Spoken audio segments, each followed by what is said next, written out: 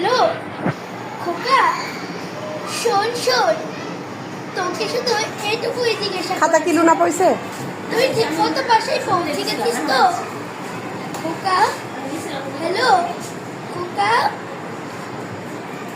কেটে দিল। আমার ছেলে কি বললো? একটু মিটিং এর কাছে ব্যস্ত আছে, কিছুক্ষণ পরে কল করবে বলে ফোনটা কেটে দিল।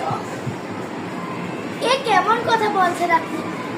আমার ছেলে ওরকম না, অনেক ভালোবাসে ও আমাকে। দেখে নেবেন, ও আমাকে এখান থেকে নিয়ে যাবে। আমি আমার ছেলেকে এখনই কল করব, ও যেন আজই এসে আমাকে এখান থেকে নিয়ে যায়।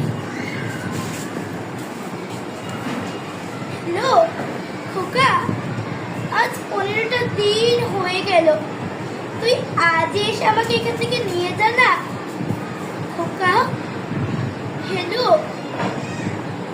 কেটে দিল।